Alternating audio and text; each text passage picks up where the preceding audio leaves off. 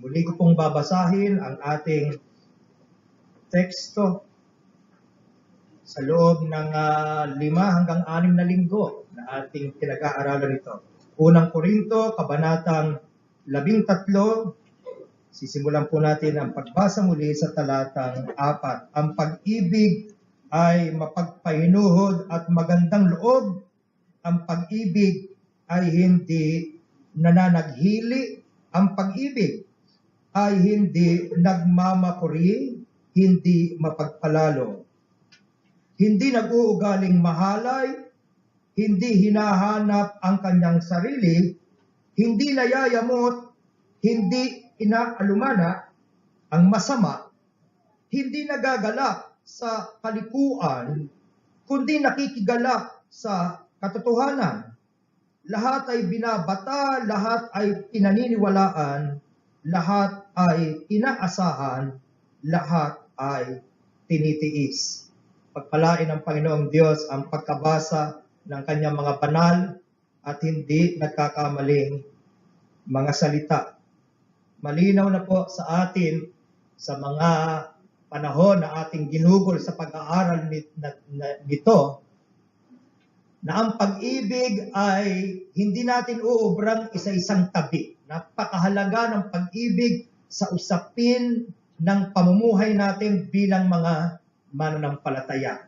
Insofar as the Bible is concerned, insofar as God is concerned, love is not only indispensable, it is one of the proofs that a person has indeed experienced salvation. Kung hindi ito nakikita sa buhay natin, kung hindi ito namamalas sa buhay natin, ay magiging mainam para sa atin na ating siyasatin ang ating mga sarili kung tayo ay nasa pananampalataya nga.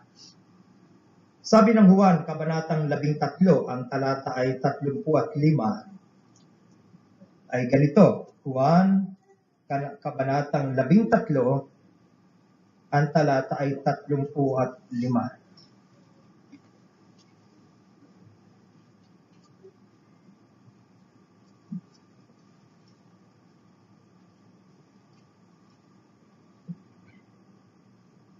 Sa ganito'y makikilala ng lahat ng mga tao na kayo ay aking mga alagad kung kayo'y may pag-ibig sa isa't isa. Sa naunang talata, talatang 34, isang bagong utos ang sa inyo'y ibinibigay ko na kayo'y mga ibigan sa isa't isa, na kung paanong iniibig ko kayo, mag-ibigan naman kayo sa isa't isa. Hindi mahirap maligaw sa pag-aaral ng salitang ito, ng katotohanan ito, sapagkat binigay sa atin yung gabay kung paanong iniibig ko kayo, mag-ibigan kayo sa isa't isa. Wala tayong laya na magbigay ng sarili nating definisyon ng pag-ibig. Isa lang ang ibinibigay sa ating gabay. Kung paanong iniibig ko kayo, gayon natin o gayon ninyo iibigin ang isa't isa. Sobrang napakahalaga nito na nawawala ng kabuluhan ng lahat ng ginagawa natin. Lahat. Sa usapin ng pananampalataya natin.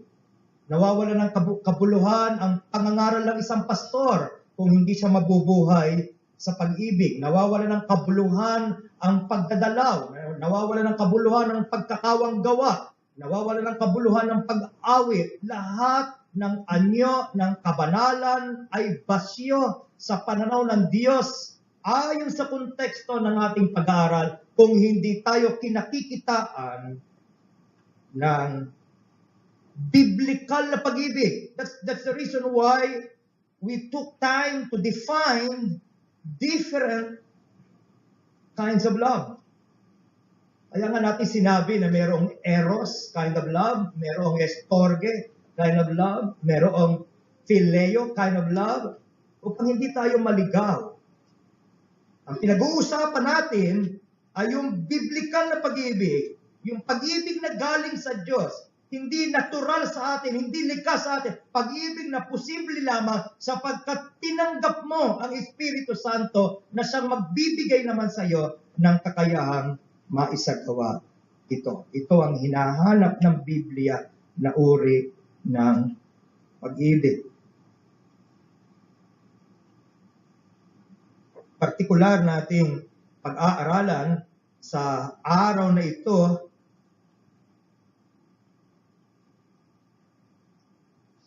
ang talatang 6 ng unang Korinto 13. Nandito na tayo sa ating pag-aaral, sa ating mga regular na nakakasama. Ay matatandaan ninyo na nandito na tayo. Hindi ang pag-ibig, hindi nagagalak sa kalikuan, kundi nakikigalak sa katotohanan. Ito ang pinanggagalingan ng ating kagalakan. Ang mga mananampalataya, ang mga Kristiyano ay hindi boring na mga tao. Mayroong kagalakan. Pero yung kagalakan ng mga mananampalataya ay definido rin ng banal na kasulatan. Hindi tayo nagagalak kagaya ng kagalakang meron ang hindi sumasampalataya. Sa simula ng talata, klaro agad. Nagsimula siya sa negatibo. Ang pag-ibig hindi nagagalak sa kalikuan, kundi nakikagalak sa katotohanan. Malinaw sa talata kung alin yung hindi dapat panggagalingan ng ating kagalakan. And then on the other hand, where should our joy, where should our pleasure come from? Doon sa John chapter 15 and the verses 11, meron tayong ganito namang mababasa. Balikan natin ang Juan, kabanatang 15.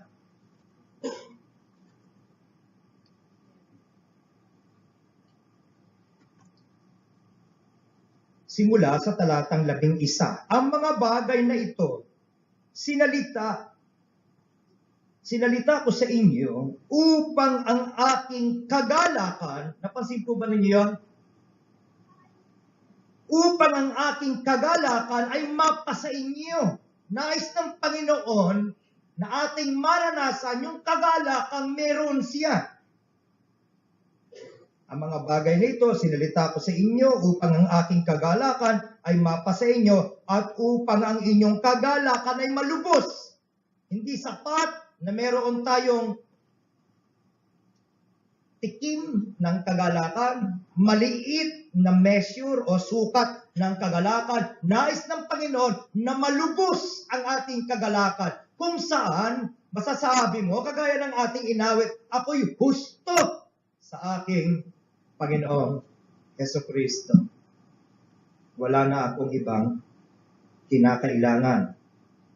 Yan ang layunin ng ating Panginoon at huwag nating sasabihin na nabibigo ang Panginoon sa kanyang layunin. Our God, our Lord Jesus Christ is able to finish, our God is able to accomplish what He desires, what He intends to do. And His intention is to complete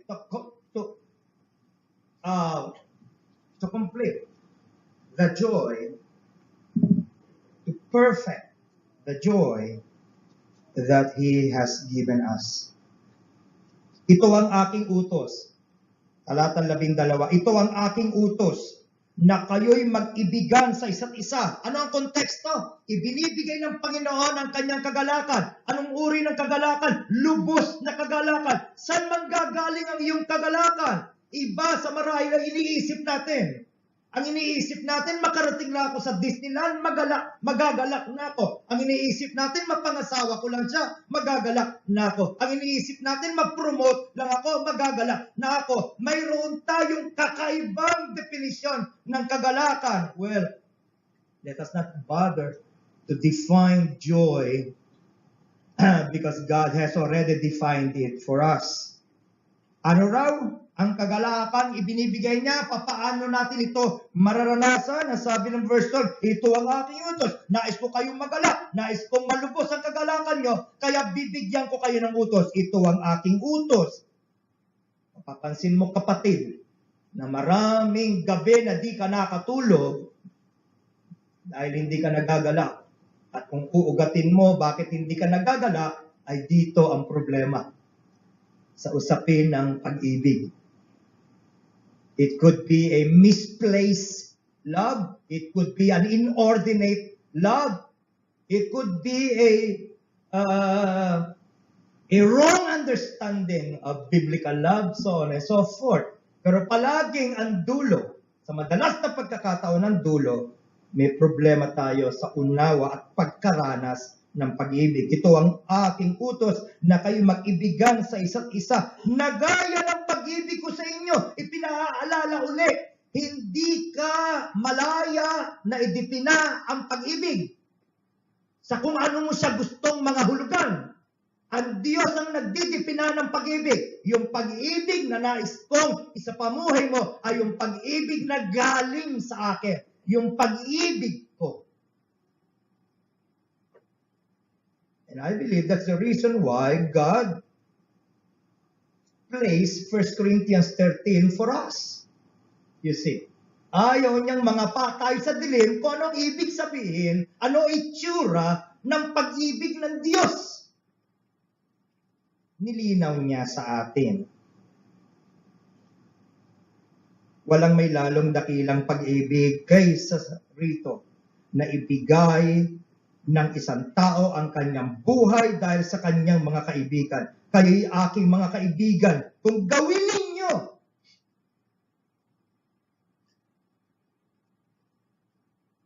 ang mga bagay na aking iniuutos sa inyo. Sa mahabang panahon, inaakala natin na ang pabor ng Diyos ay nasa atin. Minsan mali ang batayan natin ang pabor ng Diyos. Kung malusog ka, pinapaboran ako ng Diyos. Marami ring malusog na naglalakad sa kalikuan. Napakamaling batayan. Yung kalusugan, yung kayamanan, yung kasaganaan, yung na-close na deal, so on and so forth. Naipasa yung kurso, napaka mga maling, masasabi kong, we are missing the point when we begin to define God's favor on us, God's blessing on us by what we experience. Papaano na kung yung kalusugan naging karamdaman? Does that mean that you are no longer blessed by God? Now think about that. Kung yan ang definition mo ng pabor ng Diyos, paano kung yung kalakasan ay naging karamdaman na? Paano kung yung maganda yung pagsasamang magkaibigan ay nauwi sa pag-aaway? At marami pang iba't ibang mga karanasan. Ganon ka-problematic yan. Uulitin natin yung talatang 14, kayo'y aking mga kaibigan kung gawin ninyo. Huwag tayong madaling matuwa, huwag tayong madaling maglulundag sa saya. Naayos ang lahat sa atin. Nililinaw ng Diyos, kaibigan ko lamang kayo. Ano ang kabaliktaran ng kaibigan? Kaaway, kinapupuotan ng Diyos. So ito'y isang paraan ng pagsabi ng Diyos, kayo'y tunay kong iniligtas, kayo'y tunay kong tinubos, kayo'y tunay kong kinawaan, kung gawin ninyo ang mga bagay na aking iniuutos sa inyo. Hindi ko na kayo tatawaging mga alipin sapagkat hindi nalalaman ng alipin kung ano ang ginagawa ng kanyang Panginoon. Ngunit tinatawag ko kayong mga kaibigan sapagkat ang lahat na mga bagay na narinig ko sa aking Ama ay mga ipinakikilala ko sa inyo. Ako'y hindi ninyo hinirang, ngunit kayo'y hinirang ko. Akin kayong inihalal upang kayo'y magsiyaon, magsipamunga, upang manatili ang inyong bunga, upang ang anumang inyong hingin sa Ama sa aking pangalan ay maibigay niya sa inyo. Ang mga bagay na ito, iniuutos ko sa inyo upang kayo'y mga ibigyan sa isa't isa. That got my attention, yung bahagi magsipanati, kayo magsipamungat magsipanati ng inyong bunga. Anong ibig sabihin nun? Ano man yung bunga na pinag-uusapan natin, sa isip ko, biglang naaalala yung Galatians 5:22. The fruit of the Holy Spirit. Ang bunga ng Espiritu Santo ay ano? Pag-ibig. What else? Kagalakan. Magsisipanatili daw yun. Ano man ang panahon. In season and out of season. Hindi lang lumilitaw at nakikita itong bungang ito dahil maalwa ang lahat. Kundi anuman ang panahon na nananatili ang pag-ibig. Hindi dahil may kakayahan ka lang magpamalas ng pag-ibig, kaya ka lang umiibig. Kundi kahit ikay wala, kahit ikay salat, sapagkat ito'y natanim na malalim sa puso mo, lilitaw at lilitaw itong pag-ibig. Lilitaw at lilitaw yung kagalakan, kahit wala ka lang makitang dahilan para magalak, kahit wala nang makita ang mga tao sa paligid mo, para ikaw ay magalak, ikaw ay kinakikitaan ng kagalakan, ikaw ay kinakikitaan ng kagustuhan, ang bunga na galing sa Diyos, hindi pansamantala, yung bunga na galing sa Diyos who could withstand the changes in our life.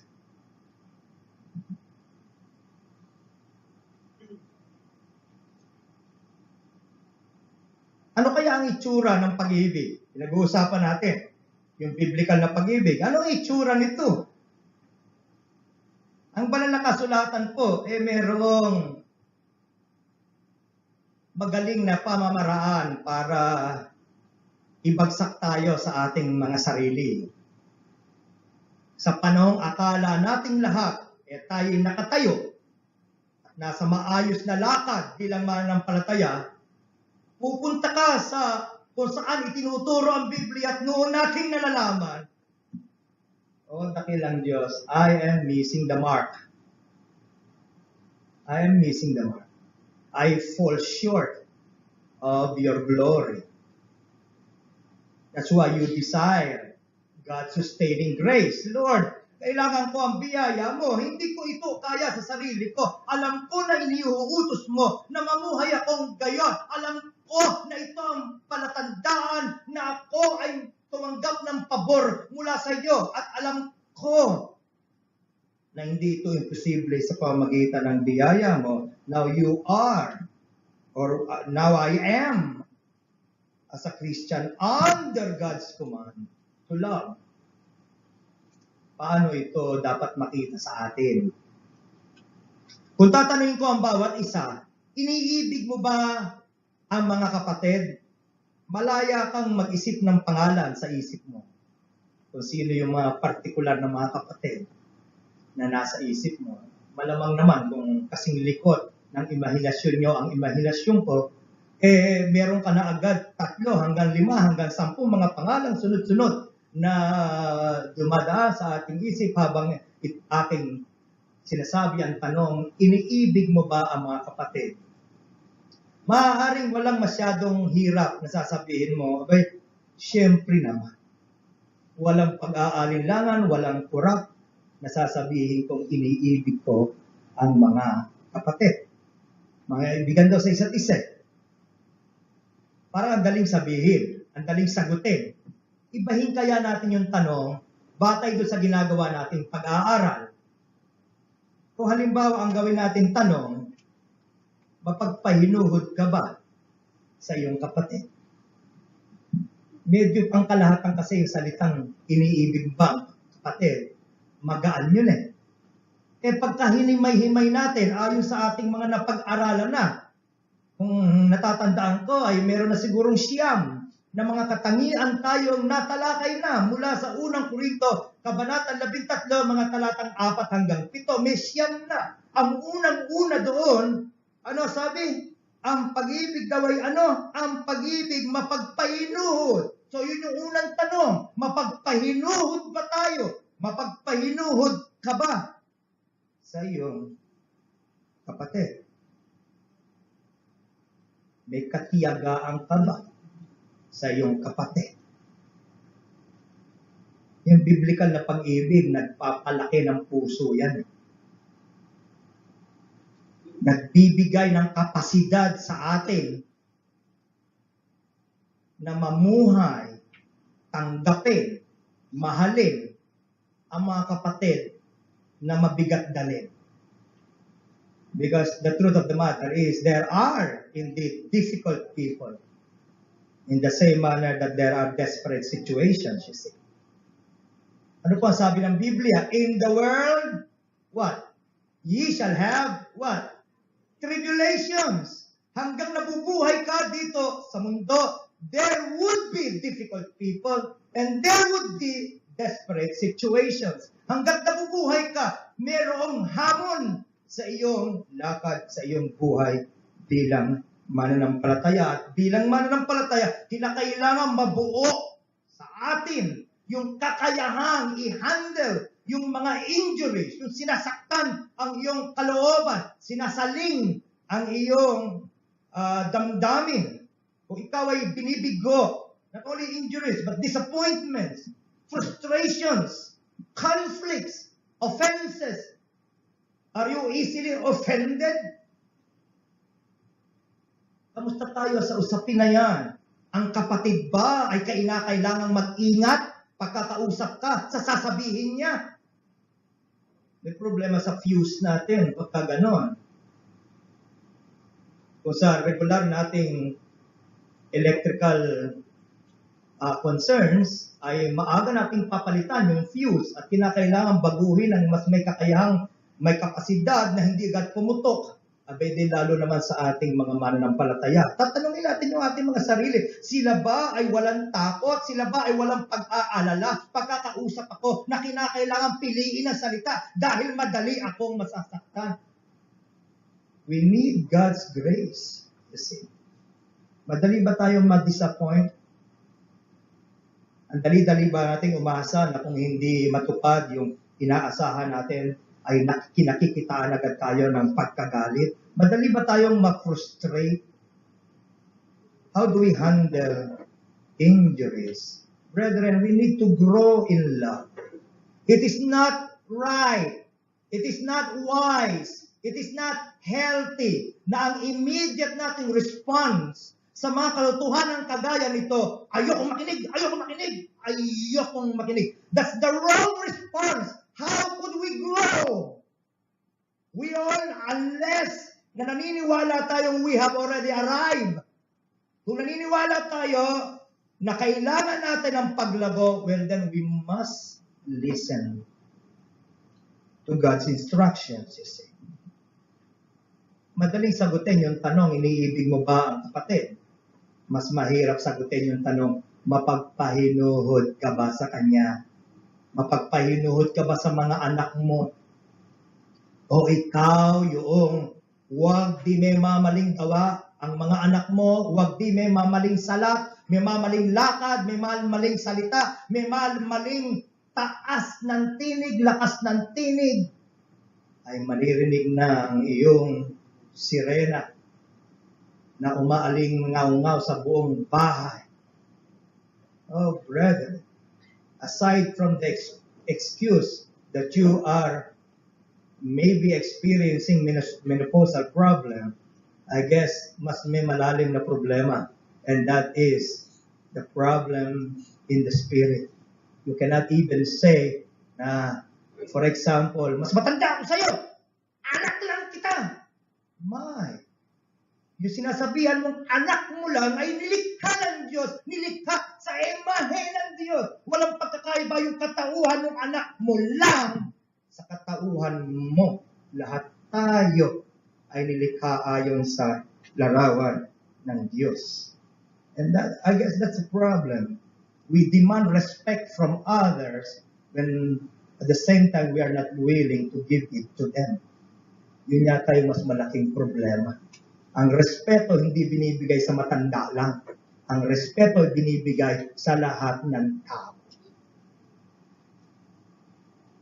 Kahit nga yung nakaratay sa karamdaman kinakailangan mong pagpakitaan ng respeto. Hindi mo siya binibihisan kahit may bisita. Itinatago mo. Iniingatan mo ang kanyang karangalan. Iniingatan mo ang kanyang kalagayan.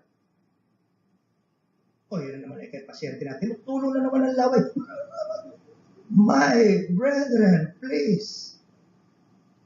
Are we long-suffering to one another?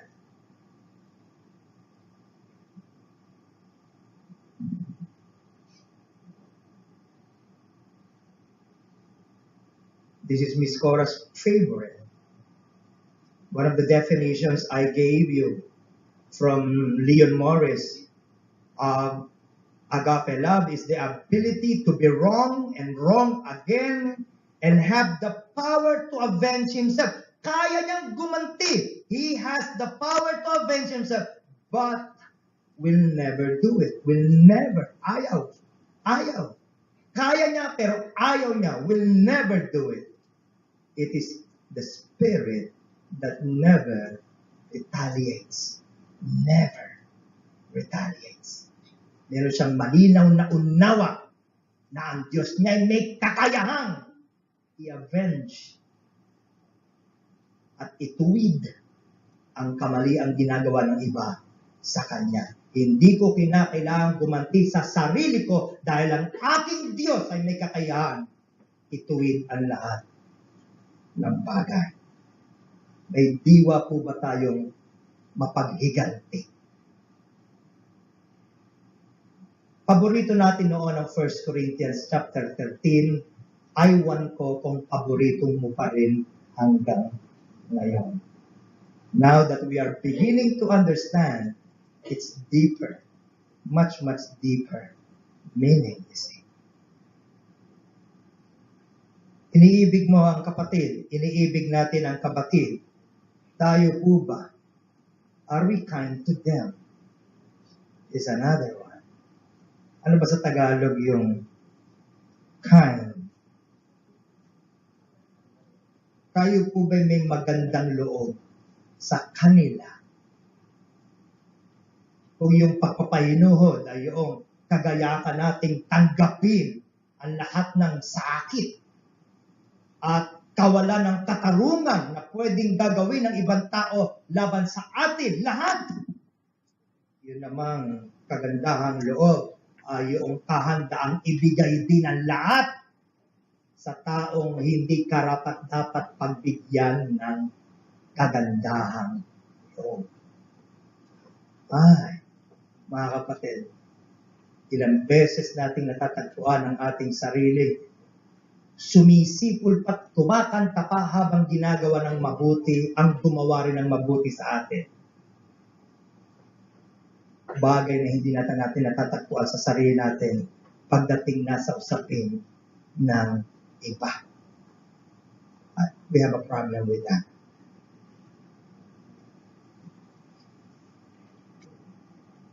Do you remember kung anong Greek equivalent ng salitang kind? Nanggaling yon sa isang Gregong salita na ibig sabihin ay useful. So in so many words, ano ang ibig sabihin ng love is kind? Ang ibig sabihin sa practical na buhay, I will live my life to benefit others. Sa pamuhay ko, ang buhay ko para sa kabutihan ng iba. Para sa kapakanan ng iba. Love, envy, at not is another one. Do you love your brother? If you love your brother, if you love your sister, then do not envy him. Do not envy her. Somebody said, it was Henry Drummond who said, whenever you attempt a good work, you will find other men doing the same kind of work and probably doing it better. At Kala mo, ang galing-galing mong mag-alaga ng anak, pero siguradong may makakasalubong ka sa buhay na mas mahusay mag-alaga ng anak. Akala mo, ikaw na ang pinakamahusay na guro hanggang matagpuan mo ang someone na mas mahusay kaysa sa iyo. Ang tanong ay ganito. May kagaya ka bang magsabi, you know what? He is better than I. Mas mahusay siya. Kinikilala mo. Hindi ka, ano yung envy? Nananaghili. Hindi ka natatagpuan mo yung kagalakan sa katagumpayan ng iba. Hindi simula na ng paninira dahil nagtatagumpay. Oo, kapatid, saang impyerno nang gagaling yung ganong pag-iisip? Because I'm sure it is not from God. Whenever natatagpuan natin ang ating sariling gayak sirain ang buhay ng iba na nabubuo, may problema tayo sa ating pag-iisip. At ayaw ng Diyos yan. God denounce pride. God denounce and hates envy. Kumukulo tayo sa galit. That's what envy is in the original. To boil, steaming over somebody or something somebody else have. Kumukulo ka. Kahit na sa mga magkakaibigan, hindi mo naman problema yung pagtatagumpay ng kung sinong ibang tao eh. Mas problema mo yung pagtatagumpay ng pinakamalapit sa'yo. Kasamahan mo sa simbahan, kaibigan mo, hindi ka madaling nagagalak, hindi likas sa'yo na magalak sa pagtatagumpay ng iba. Kung may diwa ka ng pakikipagpaligsahan, patutunayan ko sa kanya, mas mahusay ako. Tiyak ako sa impyerno galing yung pag-iisip na yan. Hindi galing yon sa Diyos.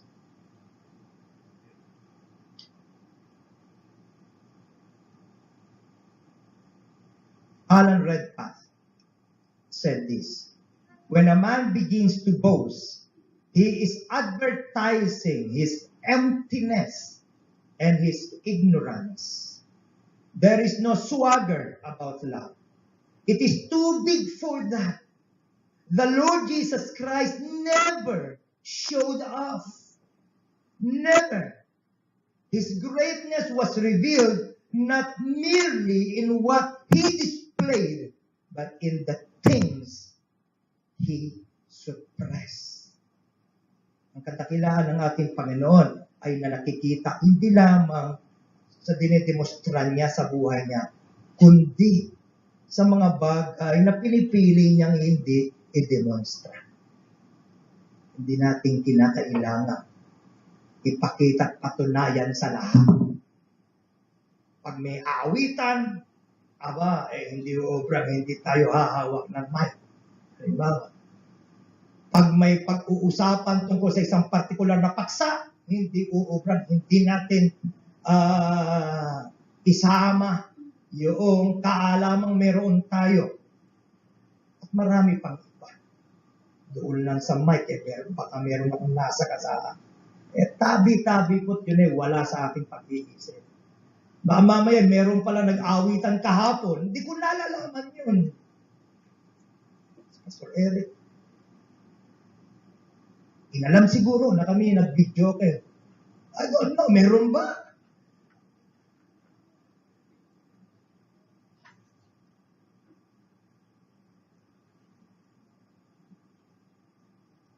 Ang tunay na pag-ibig does not behave in itself unseemly.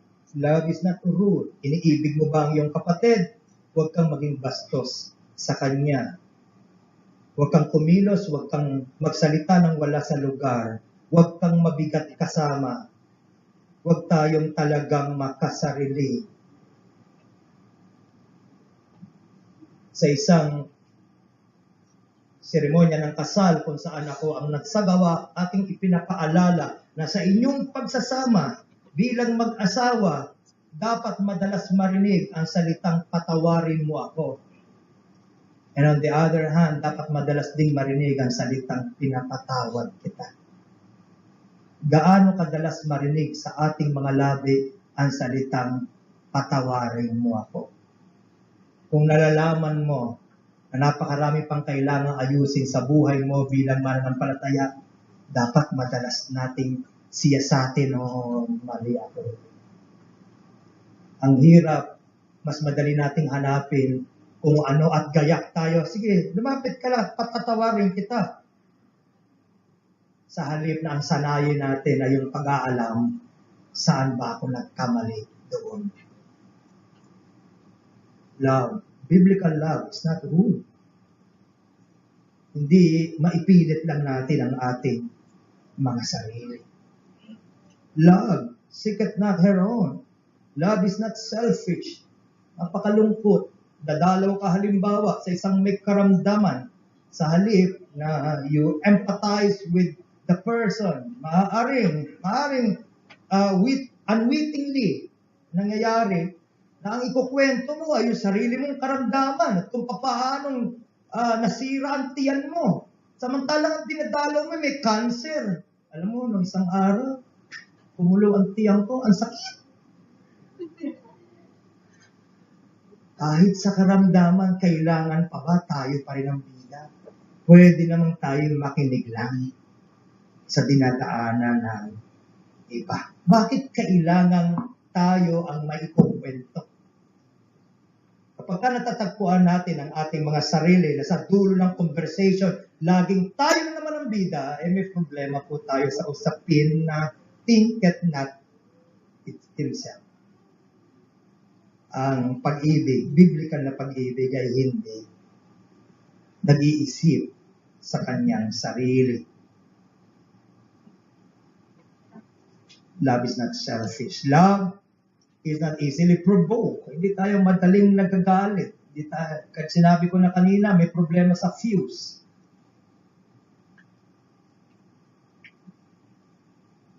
Ang ikinagagalit natin ay ang pag-alimura sa karangalan ng ating Diyos. Pero kung pinag-uusapan lang ay ang ating mga sarili, ay sobra namang taas ang ating tingin sa ating mga sarili na hindi na tayo masasaling. Di ba ganon? When you use Facebook, for example, kinakailangan ba lahat ng ipopost ng iba tungkol sa'yo? Nagagalit tayo, di ba? Ako yun! Kaya nag-post yan dahil sa atin. Sobra namang napakahalaga ng tingin natin sa ating sarili. Tayo na lang ang laman ng pag-iisip ng iba. Pwede namang hindi, mga kapatid. Pwede namang hindi. Nang kagaling yan sa pag-iisip na madaling maghalik. Pagka tayo nagagalit, huwag natin sisihin ang ating sirkumstansya o ang ibang tao. Pagka tayo nagagalit, ang una natin sisiya sa atin, ano ang problema sa ating sarili.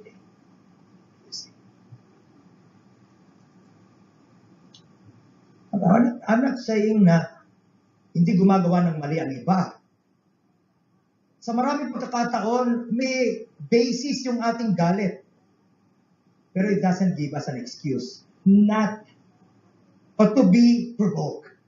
Sabi ng Biblia, regardless, biblical love is not easily provoked. Amen? Hindi dahil may batayan ka. Kaya ako nagagalit dahil may batayan ako magalit. Well, nandun tayo sa level ng natural na pamumuhay. Ililigtas po tayo ng Diyos mula diyan.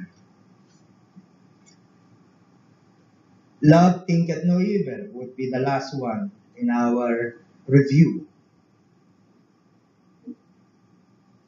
Logizomai is the Greek. The meaning is to keep a mathematical calculation. Meron kang ledger. Nililista mo doon lahat ng kamalian. Bakit ganon, mga kapatid? Ang dali nating makalimutan ang kabutihan ng iba. Hindi nakalista eh.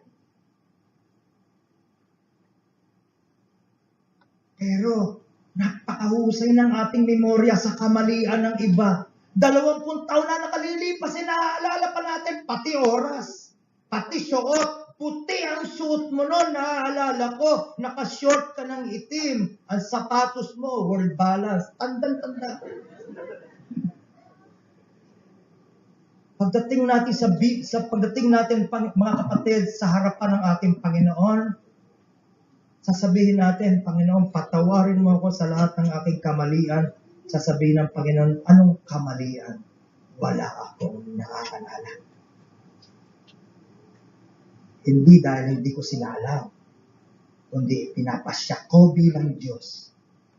Nakalimutan na sila.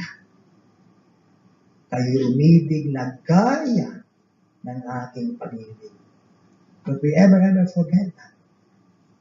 May litanya tayo, pare-parehas na. Kung ikaw ay magulang, sana hindi na kita hinayaang mapanganak pa. Sana hindi ka na nabuhay, lumalakad ka palang pinili na kita, iniwanan kita, pinigay kita sa Bombay na nagpapautang, so on and so forth. Oh, mga kapatid, hindi natin alam, nakikreate yun ng una ay ng sakit, karamdaman, sa loob, and then animosity later on. Kung palagi na lang ito, kung palaging ang usapin na lang, usapin ng pakikipagtalo at pakikipag-away, sa dulo, nalilika ang pangmatagalang galit. And that is very, very dangerous. You see, it's not healthy for us. Kung every time na lang na iniisip mo yung kapatid na yon, ay ang nasa isip mo tinamaan ng magaling tong taong to. Araw-araw, naging buwan-buwan, naging taon-taon, malaunan, gusto mo na siyang mamatay. Ipinapanalangin mo na sana sagasaan siya ng piso.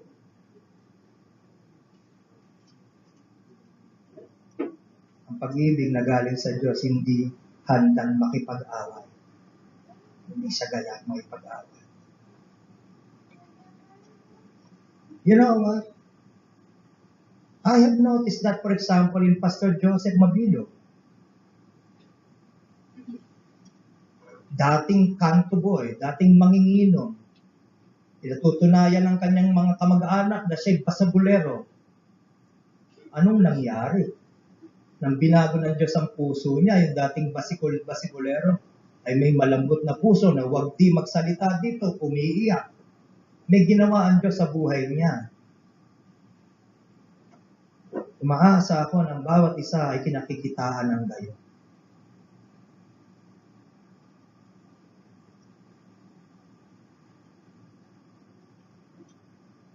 Mula doon, ay nakarating tayo sa ating teksto. Amen?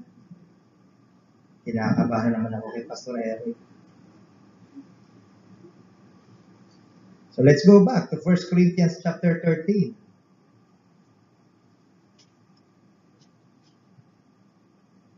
Verse 6, ang pag-ibig hindi nagagalak sa kalikuan. Nanggaling tayo doon sa tanong, iniibig mo ba ang kapatid? Ang sagot, madali, oo. Nung ating hinimay, hindi pala ganun kadali. Ang pagkasabing, ay oo, iniibig ko, tuwan-tuwa ako pagka nagtatagumpay siya. Hindi ganun kadali yung mga kapatid. Ang unang tanong, bakit siya? Ang Diyos? Bakit siya nagtagumpay? Bakit siya walang sakit? Bakit ako may sakit? Bakit matino ang anak niya? Dapat hindi. Dapat hindi. Saan nanggaling ang pag-iisip na dapat hindi? Oo.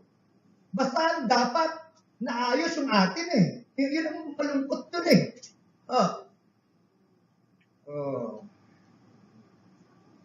So mula doon, nakarating tayo dito. Love does not delight in evil. Sa paanong paraan tayo pwedeng magalak sa masama? Kung nagagalak tayo, at tinatawag nating tama, yung ginagawa nating mali. We are already rejoicing in sin, in iniquity, in unrighteousness. Pinakamabilis na halimbawa, pinakamalapit na halimbawa yan, yung mismong mga taga-Korinto dito sa chapter 5, verses 1 to 6. Sa kasalukuyan, nababalitaan na sa inyo'y may pakikiapid. At ang ganyang pakikiapid ay wala kahit sa mga hintil na isa sa inyo'y nag-ari o nag-aari ng asawa ng kanyang ama. At kayo'y mapagpalalo. You rejoice, you exalt, you take pride. Lungkot. We're talking about a church. An assembly of believers, and yet natagpuan ni Apostle Pablo, ni Apostle Paul, na ang mga taga-Korinto, sa halip na maalarma sa kasalanan, sa kalagitnaan nila, natagpuan nila ang sarili nila nagpapalalo sa kasalanan iyaon. Mga kapatid, nawa, nananatili yung sensitibidad natin sa kung anong mali at kung anong tama. Hindi nabubulag yung ating mata na we are ready to give an excuse palagi pag kami maling ginagawa. Ang tunay na pag-ibig hindi nagagalak sa iniquity, sa unrighteousness na ginagawa una natin sa sarili natin. Nagyayabang pa tayo. Mga kabataan halimbawa, uy, alam mo, ganyan. Ginawa ko na yan. Ito naman pobreng kabataan na niyabangan, buti pa siya. Sana ako din. That's the problem. Mas madali nating kainggitan ang kamalian sa halip na hangarin na lumakad tayo sa katuwiran. Natatagpuan po rin ba natin ang sarili natin na mayroong lungkot kapag tayo ay lumalakad sa kalikuan at may pagnanasa na, oh Diyos, ibaling mo ako. Alam kong ang dulo nito ay kapahamakan. Alam kong ang dulo nito ay misery. Pangalawang paraan ng kagalakan sa unrighteousness ay yung ina-approve mo yung kamalian sa buhay ng iba. Hindi ka lang nagagalak sa kamalian ginagawa mo, natatagpuan mo na rin, okay lang yan. Alalahanin mo si pastor, alalahanin mo si Brad, or si Deacon, so on and so forth. Okay lang yan, sige, tuloy mo lang yan. Okay yan. Dalawa tayong gumagawa niya. Hindi po gayon sa banal na kasulatan. Romans chapter 1 and the verses 28. Hindi yung katangian ng isang mananampalataya na binago ang kanyang puso at buhay. Katangian yon ng hindi mananampalataya ayon sa Romans chapter 1. Verse 28. Palibhasa ay hindi nila minagaling na kilalanin ang Diyos. Ibinigay sila ng Diyos sa isang mahalay na pag-iisip upang gawin yaong mga bagay na hindi nararapat. Ano sabi?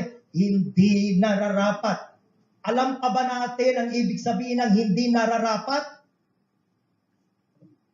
Minsan selective tayo. Pagka malapit sa atin ang gumawa ng hindi nararapat, hindi nararapat ang tawag natin doon. Dapat hindi siya nararapat, sino man ang gumagawa. Verse 29.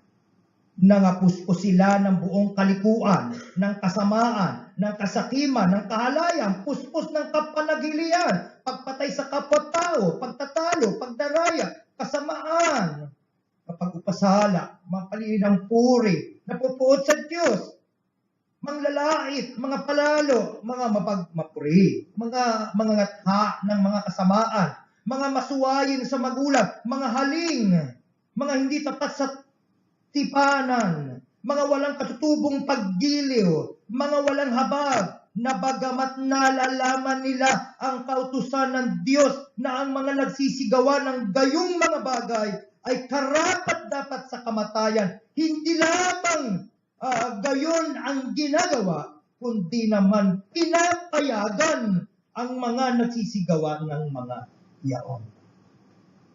Ang taong nabubuhay kay Kristo sapagkat ang pinag-uusapang nating pag-ibig ay si Kristo, hindi nagagalak sa kalikuan. Bakit? Sapagkat ito'y offense against God. Hindi ka nagagalak sa anumang bagay na nagdadala ng offense sa Diyos. Ang kasalanan ay isang offense laban sa Diyos. Sabi ni David sa Psalm 69 and the verses 9, the reproaches of those who reproach thee are fallen upon me. Whenever you are dishonored by the sin of others and by mine own sin, I agonize. I do not take glory in sin. Nalulungkot ako, nagagalit ako sa tuwinang nakatagpuan ko ang sarili ko sa kalikuan at sa tuwinang nakikita kong iba na lumalakad sa kalikuan. At dahil doon, hindi ka masayang ipagsabi yun sa iba. Bahagi yun ng pagkagalit mo. Hindi mo libangan ang ipagkwento sa iba ang kalungkutan, ang kabiguan, ang kamalian ng iba. Kung iyon ay nagdadala ng lungkot sa Diyos, bakit kailangan mong ipangbandera sa iba? Somebody said that gossip is a vice enjoyed vicariously. Totoo naman yun. Nakakatagpo tayo ng kasiyahan. Nakakatagpo tayo ng kagalakan sa pagkukwentuhanan natin sa buhay ng iba at the expense of others. Sila ang nagsustento nung kagalakang pinagpapartihan ninyong magkaibigan habang pinagkukwentuhanan nyo yung buhay niya. Mali. Hindi tama. At ito po ay magsilbing paalala sa atin.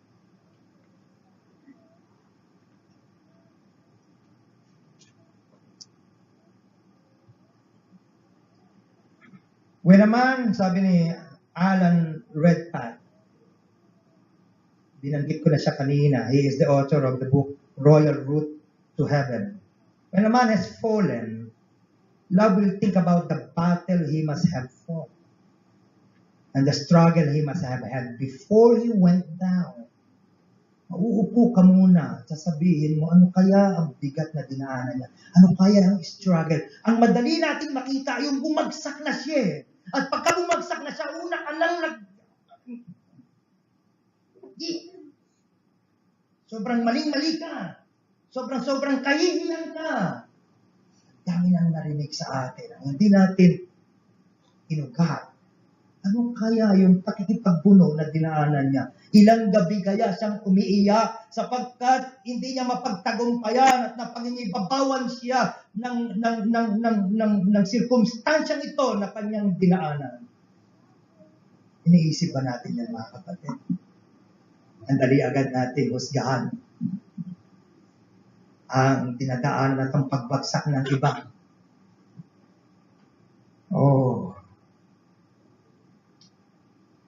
Isa lang po tayong pamilya dito sa Sovereign Grace Baptist Church. Sapagkat isa lang tayong pamilya, itong mga kabataang ito, anak natin lahat yan. Tayo naman, o kayo naman, na matatanda, kayo yung aming mga kuya at ate. Kami naman ang inyong mga bunso. I-apply nyo ang pag-ibig si Sarabi. Amen? Kung ganun, ano ang damdamin na mararamdaman mo sa isang kapamilya na bumagsak, sa isang kabiguan, sa isang pagkakasala halimbawa? Mabilis ka bang lalabas at sasabihin, tignan nyo, ang dumi-dumi niya. Sobrang palpak siya. Wala nang ginawa siyang tama. Do you do that? Sa isang alam mong mahal mo? Are you willing to do that? Then why are we so ready and available na pag-usapan ng pagbagsak ng iba?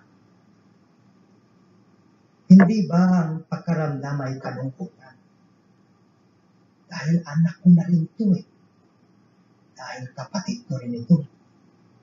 Kalungkutan sa akin. Ang daanan niya ito. Hindi mo sinasabing tama ang ginagawa niyang mali. Pero ang sinasabi mo, nalulungkot ako in the same manner that my God is grieved every time we sin. Love covers multitude of sins. Hindi mo sinasabi sa lahat. Alam niyo, wala nang kasing yabang, wala nang mas yayabang dyan sa kapatid natin na yan. Kasi ganyan, ganyan yan. Oh my. You would rather choose to talk about what is the best in him rather than the worst. Pinipili mo, ang pag-usapan natin yung pinaka sa kanya, hindi yung masama. Palagi kasi tayo may makikitang masama. Amen, mga kapatid. And then from there, as a church, as a family, we help one another hanggang malagpasan niya kung ano man yung sirkumstansyang dinadaanan niya. Gawin ng magulang ang tungkulin niya bilang magulang. Kung kinakailangan siyang palalahanan, kung kinakailangan niya sabihin, mahirap naman na sa bunso mo marinig, ate, you are grounded. I don't think na marinig mo yun sa bunso. So, gagampanan ng magulang yung tungkulin niya. Kung kinakailangan disiplinahin. And the Bible teaches discipline.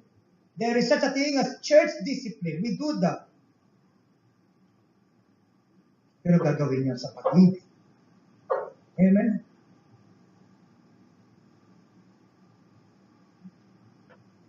Huwag po sana tayong maging daan para sa lalong pagkasira ng buhay ng iba. Tayo'y maging daan para sa kanyang pagbabalik. Mas malapit sa Diyos. Because you would want others to do the same to us. Umiikot ang buhay. Siyang nakatayo ay hindi palaging nakatayo. Darating yung panahon na siya ay maaaring babagsak. At pagkababagsak na, siya, ayaw niyang ang una niyang makita ay ang talampakan ng sapatos ng kapatid niya. Mas gusto niyang makikita ang available na balikat ng kapatid. Halika rito. Ito ka muna, medyo malikot ka. Dito ba? Dito pa palalahanan ka. Encourage ka. Kung pinakailangan pagalitan ka, sige. Pero dito iibigin ka. That's how God deals with us.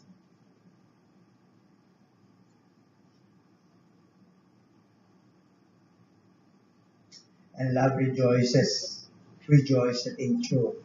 O sa original rendition, God rejoiceth with truth. Ano ibig sabihin nun? Bakit truth? Napansin nyo ba yon yung parallel? God rejoices, the love rejoices not in unrighteousness. But instead, love rejoices in truth. Hindi parallel yon. Dapat, unrighteousness. Ano parallel nun? Righteousness. Unrighteousness. Righteousness. Bakit hindi ganon? Sabi, love rejoices not in unrighteousness, but rejoices in the truth. Bakit truth? Kasi mga kapatid, true love and righteousness predicates on the truth. Ang pinaka-foundation ng tunay na katwiran, katotohanan. Kahit na lumalakad ka sa akala mo'y matuwid na pamumuhay, kung yan ay nakatayo sa kamalian ng aral ng Biblia, hindi yan itinuturing ng Diyos katwiran. Nakuha niyo mga kapatid, napakahalaga ng tamang aral. Dito ko tatapusin. Samahan ninyo ako sa 2 Juan, talatang 6. 2 John, verse 6.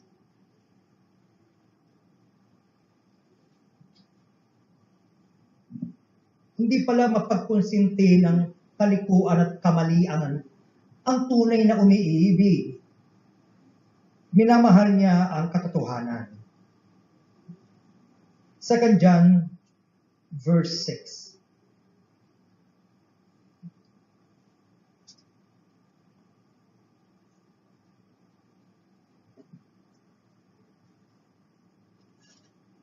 At ito ang pag-ibig.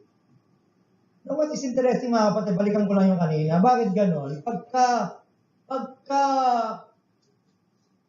Pagkukulang ng iba, we are very ready to volunteer it to others, the information.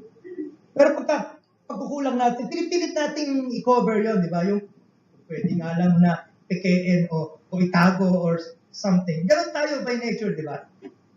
Well, ituwid po natin yan. Verse 6. At ito ang pag-ibig, na tayo'y magsilakad ayon sa kanyang mga utos, ayon sa kanyang mga salita. Ano raw ang pag-ibig? Hindi pala yun emosyon, hindi pala yun damdamin. Ang pag-ibig nakatayo sa kanyang mga utos, sa kanyang mga salita. Mali yung katwiran, ito nararamdaman ko, kaya ganitong gagawin ko. Mali. Ano ang sinasabi ng Diyos? Ito ang utos, na tayo'y magsilakad sa Kanya gaya ng isang narinig ng pasimula. Verse 8, sapagkat maraming magdaraya, magsilitaw sa sanlibutan, sa makatuwid, ay ang isa na hindi nagpapahayag na si Jesucristo ay naparitong nasa laman. Ito ang mandaraya at ang Antikristo. Halimbawang ibinigay dito, may aral. Ano yung pinag-uusapang aral? Si Kristo hindi nagkatawang tao. Aral yon. Mali daw yun. Mag-ingat kayo sa inyong sarili upang huwag ninyong iwala ang mga bagay na aming pinagpagalan, kundi upang tanggapin ninyo ang isang lubos na kagantihan. Mag-ingat daw tayo sa aral na naririnig natin, sa aral na nakakasalubong natin. Kung sa inyo'y dumating ang sino man at hindi dala ang aral na ito, huwag ninyong tanggapin sa inyong bahay, huwag ninyo siyang batiin, sapagkat ang bumabati sa kanya ay nararamay sa kanyang masamang gawa. Ibig sabihin, do not fellowship with the person in his error. Kung mali ang kanyang ginagawa, hindi mo handang ibigay ang iyong pagpalakpak at pag-congratulate. Kung nasa mali siyang aral, ituwid mo siya. Sapagkat kung hindi gayon, hindi ka nagagalak kasama ng katotohanan. Love rejoiceth with the truth. Whenever the truth is proclaimed, whenever the truth is appreciated, a person who loves rejoice. Kamusta tayo mga kapatid sa usapin ng pag-ibig? Tandaan natin, para lamang tayong pompya na nagdadala ng ingay. Ano man ang ating ginagawa, mabuti man ito sa mata natin at sa mata ng kapwa natin kung hindi tayo lumalakad sa biblikal na pag-ibig. Tayo magsitayo.